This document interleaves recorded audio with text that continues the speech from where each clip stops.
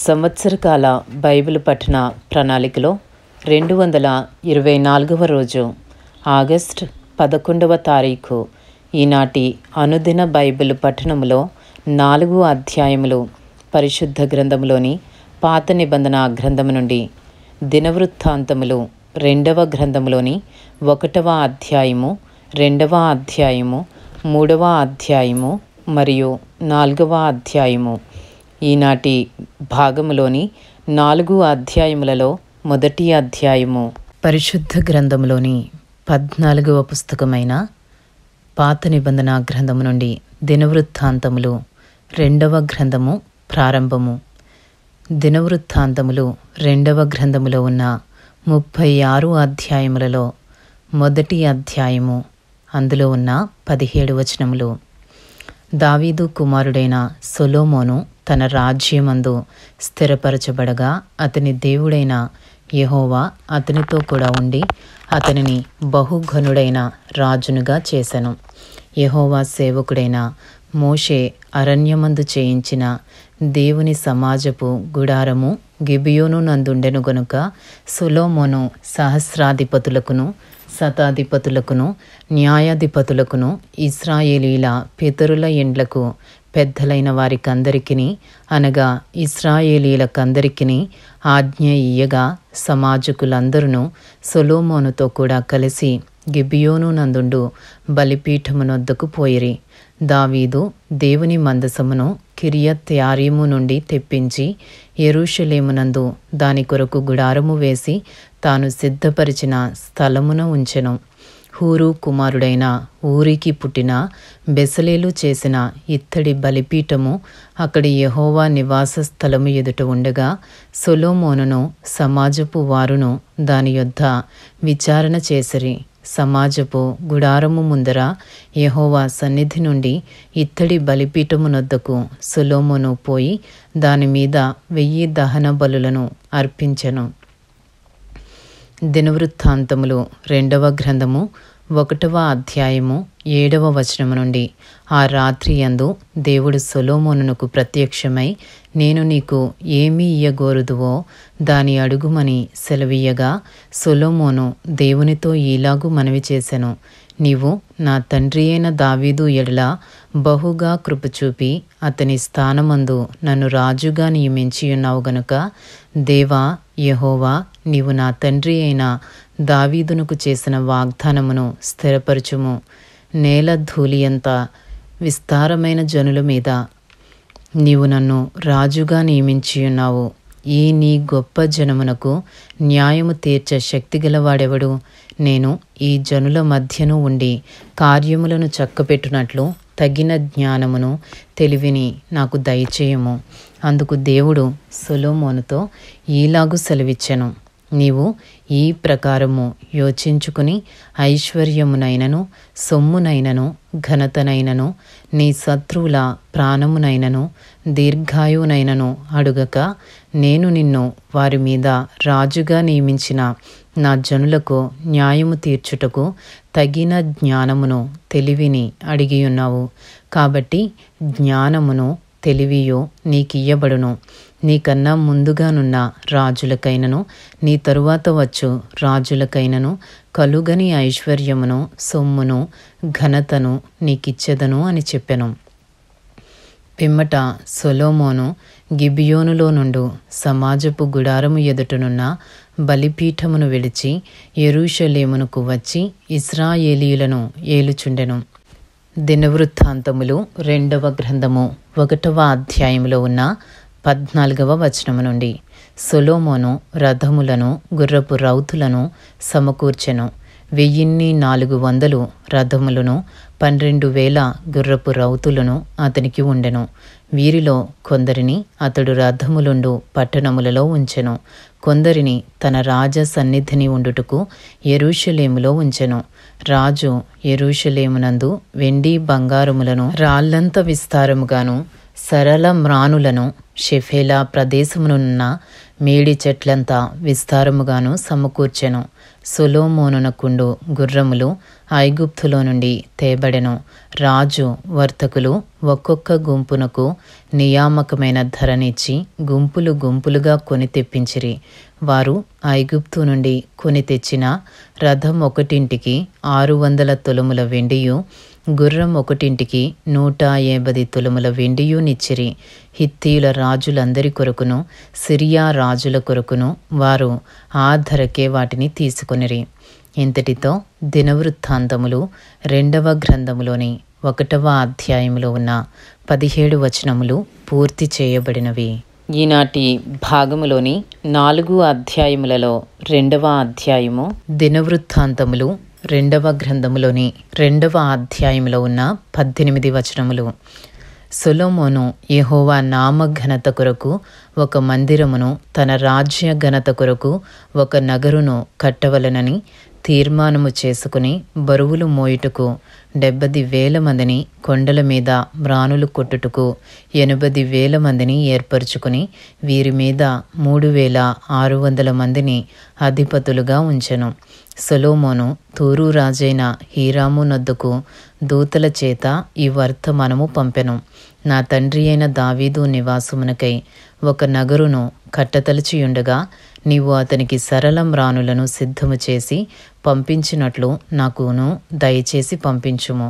నా దేవుడైన యెహోవా సన్నిధిని సుగంధ వర్గములను ధూపము వేయుటకును, సన్నిధి రొట్టెలను నిత్యము ఉంచుటకును, ఉదయ సాయంకాలముల యందును, విశ్రాంతి దినముల యందును, అమావాస్యల యందును మా దేవుడైన యెహోవాకు ఏర్పాటైన ఉత్సవముల యందును ఇశ్రాయేలీలు నిత్యమును అర్పింపవలసిన దహన బలులను అర్పించుటకును, ఆయన నామ ఘనత కొరకు మందిరం ఒకటి ఆయనకు ప్రతిష్ఠితము చేయబడినట్లుగా నేను కట్టించబోచున్నాను. నేను కట్టించు మందిరము గొప్పదిగా ఉండును. మా దేవుడు సకలమైన దేవతల కంటే మహనీయుడు గనుక ఆకాశములను మహా ఆకాశములను ఆయనను పట్టజాలవు. ఆయనకు మందిరమును కట్టించుటకు చాలిన వాడెవడు? ఆయన సన్నిధిని ఆయనకు మందిరమును కట్టించుటకైనను నేనేమాత్రపు వాడను? ధూపము వేయుటకే నేను ఆయనకు మందిరమును కట్టదలచియున్నాను. నా తండ్రి అయిన దావీదు నియమించి యూదా దేశములోను యెరూషలేములోను నా యొద్ద ఉంచిన ప్రజ్ఞ గల వారికి సహాయకుడయుండి బంగారముతోనూ వెండితోనూ ఇత్తడితోనూ ఇనుముతోనూ ఊదా నూలుతోనూ ఎర్ర నూలుతోనూ నీలి నూలుతోనూ చేయు పనియును, అన్ని విధముల చెక్కడపు పనియును నేర్చిన ప్రజ్ఞగల మనుష్యునొకని నా యొద్దకు పంపుము. మరియు లెబానోనునందు మ్రానులు కొట్టుటకు మీ పనివారు నేర్పు గలవారని నాకు తెలిసేయున్నది. కాగా లెబానోను నుండి సరళ మ్రానులను, దేవదారు మ్రానులను, చందనపు మ్రానులను నాకు పంపుము. నేను కట్టించబోవు మందిరము గొప్పదిగాను ఆశ్చర్యకరమైనదిగాను ఉండును గనుక నాకు మ్రానులు విస్తారముగా సిద్ధపరచుటకై నా పనివారు మీ పనివారితో కూడా పోవుదురు. మ్రానులు కొట్టు మీ పనివారికి 400 గరిసెల దంచిన గోధుమలను, 800 పుట్ల యవలను, 140 పుట్ల ద్రాక్షారసమును, 140 పుట్ల నూనెను ఇచ్చెదను. దినవృత్తాంతములు 2వ గ్రంథములోని 2వ అధ్యాయములో ఉన్న 11వ వచనము నుండి. అప్పుడు తూరు రాజైన హీరాము సొలొమోనునకు రాసి పంపిన ఉత్తరమేమనగా, యెహోవా తన జనమును స్నేహించి నిన్ను వారి మీద రాజుగా నియమించియున్నాడు.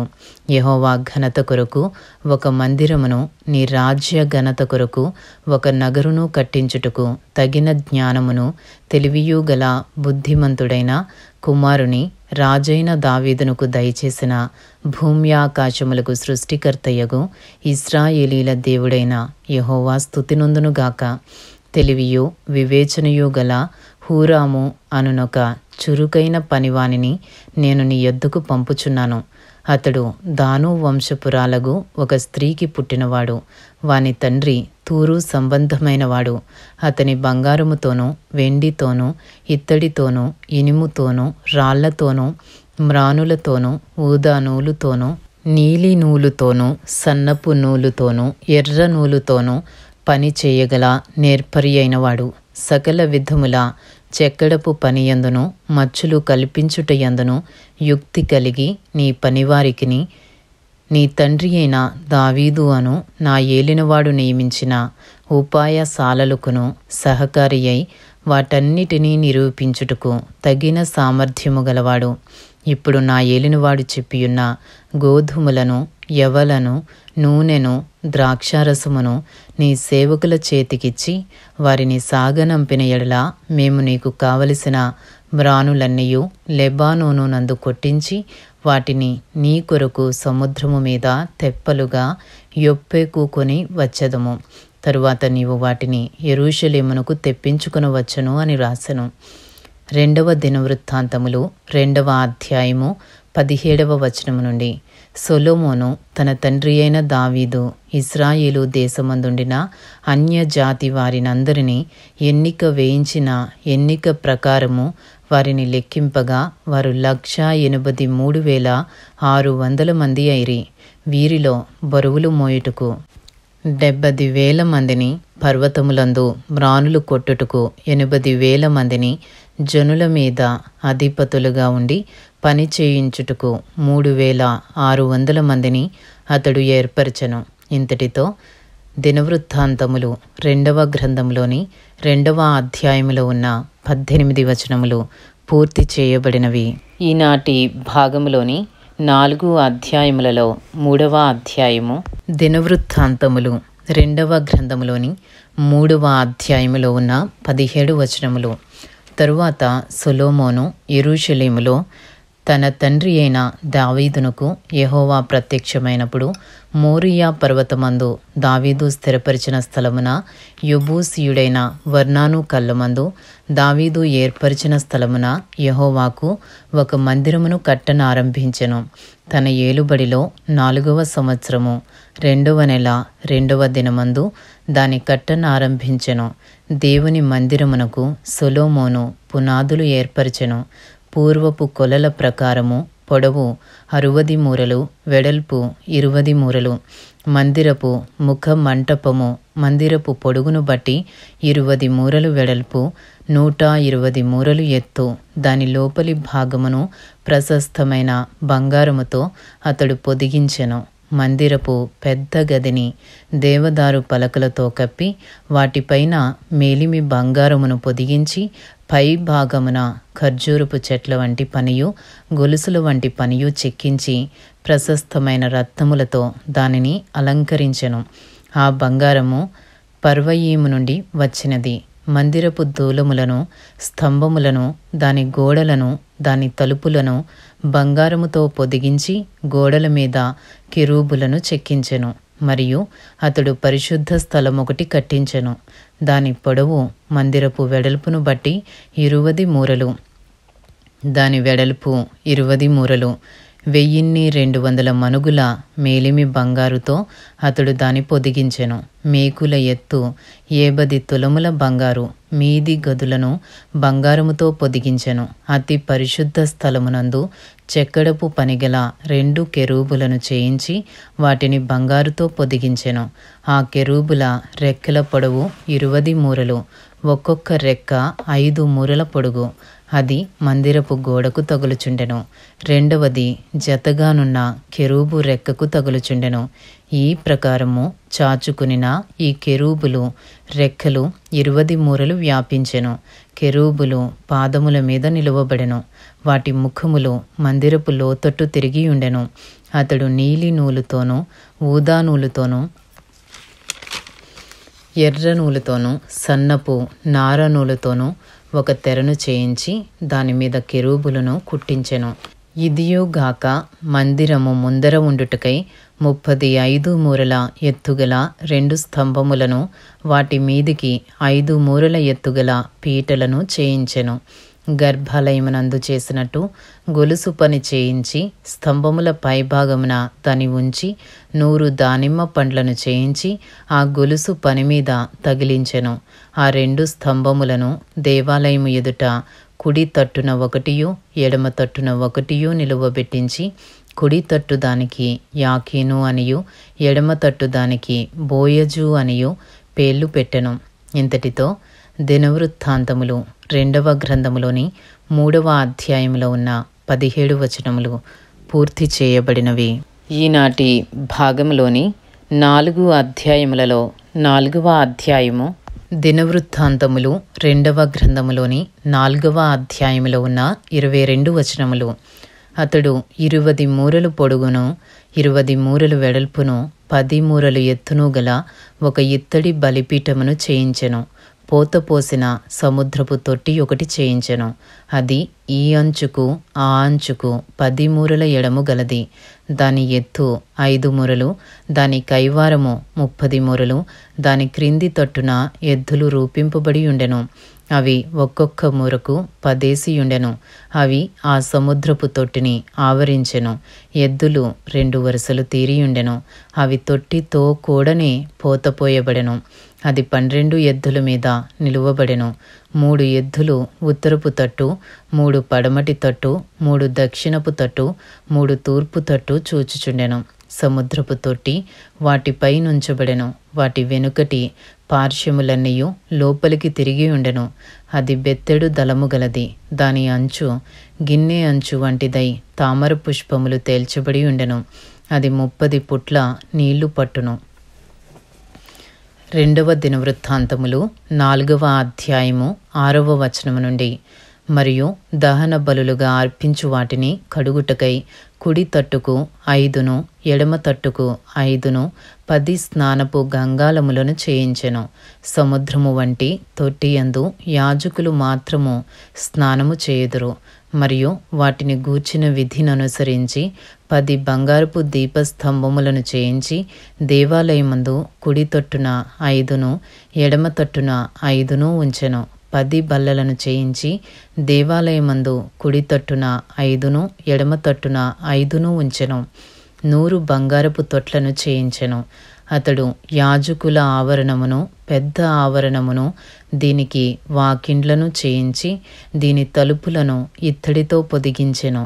సముద్రపు తొట్టిని తూర్పు తట్టున కుడిపార్శ్వమందు దక్షిణ ముఖముగా ఉంచెను. హూరాము పాత్రలను బూడిద నెత్తు చిప్ప కోలలను తొట్లను చేసెను. రాజైన సొలొమోను ఆజ్ఞ ప్రకారము దేవుని మందిరమునకు చేయవలసిన పని అంతయు హూరాము సమాప్తి చేసెను.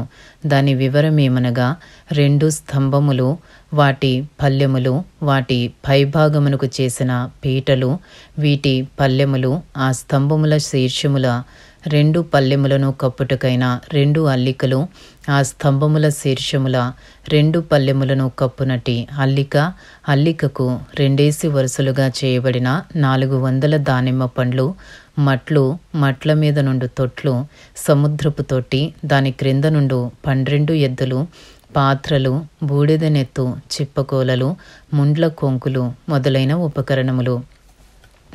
వీటిని హూరాము రాజైన సొలొమోను ఆజ్ఞ ప్రకారము యెహోవా మందిరము కొరకు మంచి వన్నెగల ఇత్తడితో చేసెను. యొర్దాను మైదానమందు సుక్కోతునకును జెరేదాతాకును మధ్యను జిగటమంటి భూమియందు రాజు వాటిని పోత పోయించెను. ఎత్తు చూడలేనంత ఇత్తడి తన యొద్దనుండగా సొలొమోను ఈ ఉపకరణములన్నిటినీ బహు విస్తారముగా చేయించెను. దేవుని మందిరమునకు కావలసిన ఉపకరణములన్నిటినీ, బంగారపు పీఠమును, సన్నిధి రొట్టెలు ఉంచు బల్లలను, వాటిని గూర్చిన విధి ప్రకారము గర్భాలయము ఎదుట వెలుగుచుండుటకై ప్రశస్తమైన బంగారపు దీపస్తంభములను, పుష్పములను, ప్రమిదలను, కత్తెరలను, కారులను, తొట్లను, గిన్నెలను, ధూప కలసములను సొలొమోను మేలిమి బంగారముతో చేయించెను.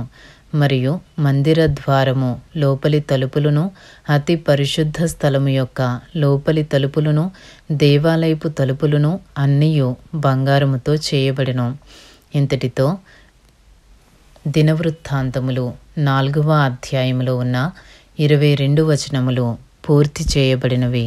ఈనాటి భాగములోని 4 అధ్యాయములు దినవృత్తాంతములు 2వ గ్రంథములోని 1వ అధ్యాయము, 2వ అధ్యాయము, 3వ అధ్యాయము మరియు 4వ అధ్యాయము పూర్తి చేయబడినవి.